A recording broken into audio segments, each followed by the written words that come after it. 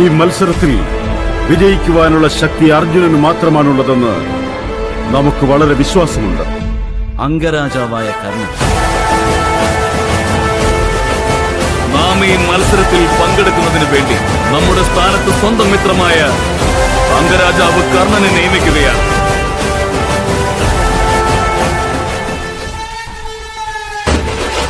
പൊള്ളുന്ന നെഞ്ചിലെ ചൂടിൽ അടിമുടി ഭയന്നു വിറച്ചു. ആകാശത്തിലെ ഉൽക്കകളായി ഭൂമിയിൽ പതിച്ചു.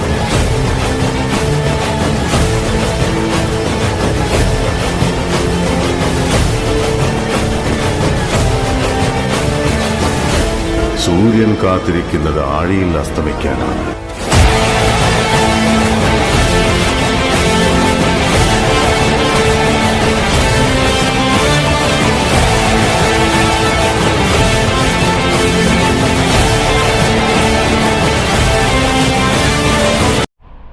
कोई मूल्य ही नहीं था। मेरे साथ ऐसा क्यों हो रहा है भगवान परशुराम? मेरी विद्या, मेरा साहस, मेरा सामर्थ्य सब क्यों छूट रहा है मुझसे? ऐसा क्यों हो रहा है भगवान परशुराम? अंगराज कर्ण,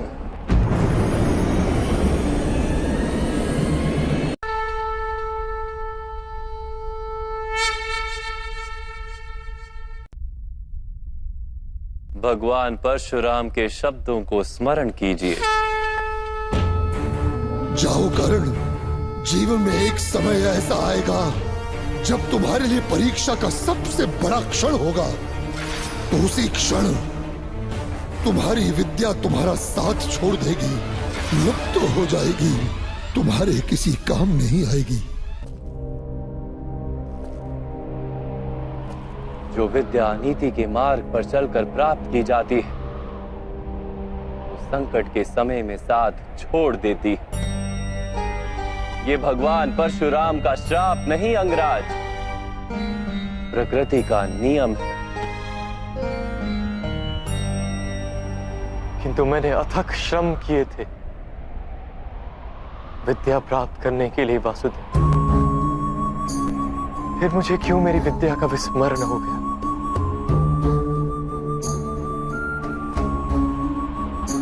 विद्या प्राप्त करने का प्रयत्न आपने क्यों किया था अंगराज? क्या विद्या का महत्व जाना था आपने?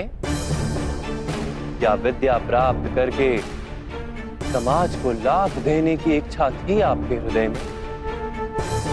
या केवल अपने अपमान का प्रतिशोध लेने हेतु आपने विद्या प्राप्त की?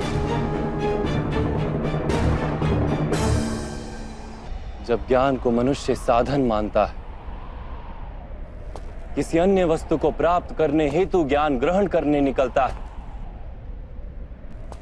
तब ज्ञान ग्रहण करते समय उसका मन स्थिर नहीं हो पाता।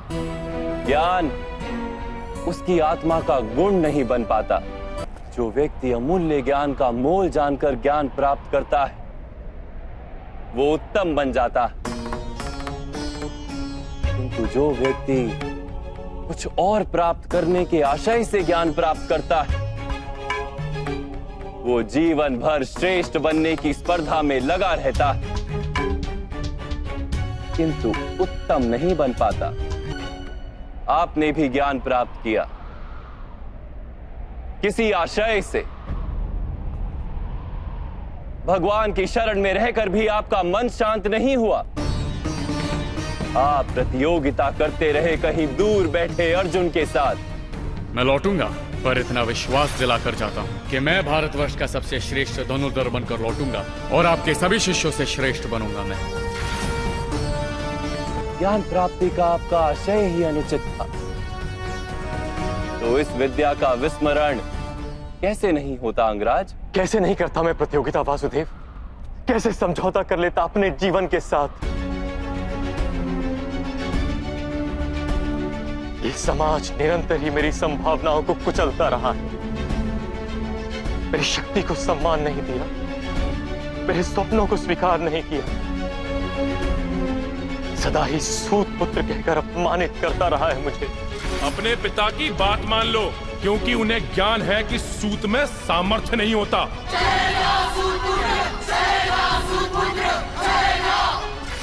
ईश्वर की दी हुई संभावना मनुष्य का अधिकार है वासुदेव, और यही समाज किसी को उसके अधिकार से किस प्रकार वंचित कर सकता है?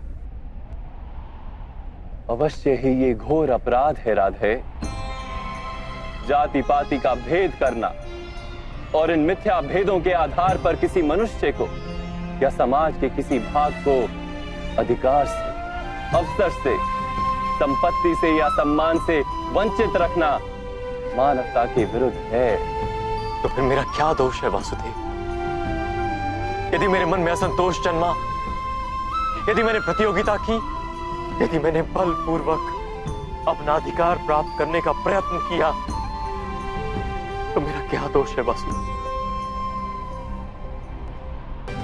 आपको जो दुख और अपमान मिले वो वास्तविक थे, किंतु आप उन्हें अवसर बना लेते तो समाज का उद्धार होता और आपका कल्याण होता। आप जैसे शक्तिमान मनुष्य का आधार यदि अन्य शोषित और पीड़ित लोगों को मिल जाता तो कितने जीवन सुख से भर जाते। आपके पास संभावना भी थी, सामर्थ्य भी था और उस पीड़ा का अनुभव भी था, किंतु आपने अपना जीवन उन्हें समर्पित नहीं किया। आपने अपना जीवन समर्पित कर दिया दुर्योधन को, जिसके पक्ष में केवल अधर्म था और कुछ नहीं।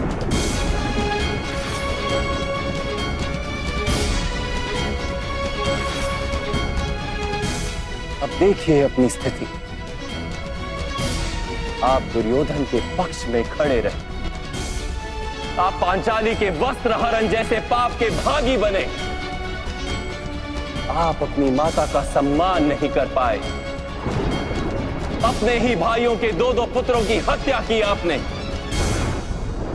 और आज अपना धर्म गंवाकर, अपनी विद्या गंवाकर, अपना संतोष गंवाकर अपने ही अनुज के हाथों मरने के लिए सज खड़े।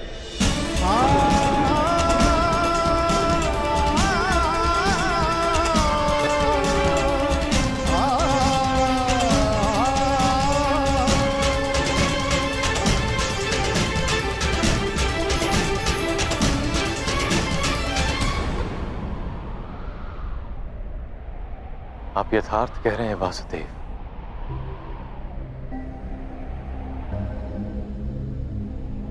किंतु मैं मित्र दुर्योधन के उपकारों का विस्मरण नहीं कर सकता। कौन सा उपकार राधे? क्या आपसे मित्रता करने के पश्चात दुर्योधन ने समग्र हस्तिनापुर के सूतों और पीड़ित मनुष्यों को विद्या का अधिकार दे दिया? क्या उसने सारे पीड़ित और शोषित समुदाय को अपना लिया? नहीं, नहीं राधे, उसने केवल अपने लाभ हेतु आपसे मित्रता की। आपके हृदय में अर्जुन के प्रति जो प्रतिस्पर्धा थी, उसके कारण आपसे मित्रता की। यदि आपने अपने दुखों का त्याग करके समाज के दुखों को अपनाया होता तो दुर्योधन की मिथ्या मित्रता का सत्य आप जान पाते। यदि दुर्योधन के हृदय में उपकार की भावना होती तो आप उसके माध्यम से संसार के पीड़ितों को लाभ करवा पाते। वास्तव में उसे सारे अधर्मों और अपराधों से मुक्त करवा पाते, किंतु आपने सत्य जाना ही नहीं। आप पर किए गए उपकारों का वास्तव में कोई मूल्य ही नहीं था।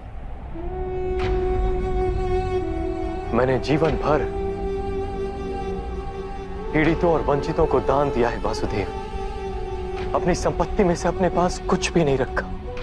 धन दान का वास्तविक लाभ दानी को होता है,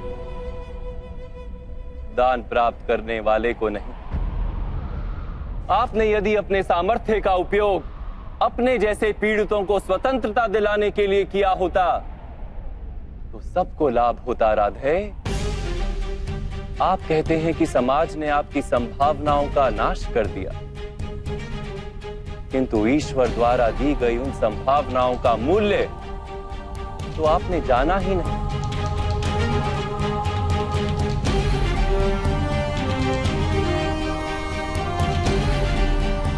एक सत्य जान लीजिए, जो व्यक्ति समाज के लिए जीता है उसे स्वयं भी लाभ होता है, किंतु जो व्यक्ति केवल अपने लिए जीता है वो स्वयं को और समाज को दोनों को हानि पहुंचाता है। कुरुक्षेत्र में आज जो विध्वंस हो रहा है उसका कारण ना दुर्योधन है और ना ही मामा श्री शकुनी। ये पाप 3 महारथियों का है, महामहिम भीष्म, गुरु द्रोण और आप राधे।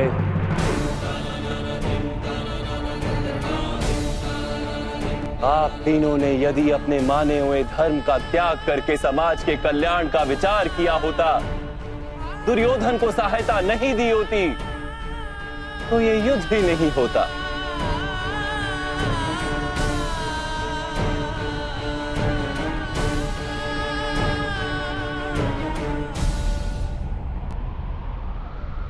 आप उचित कह रहे हैं वासुदेव।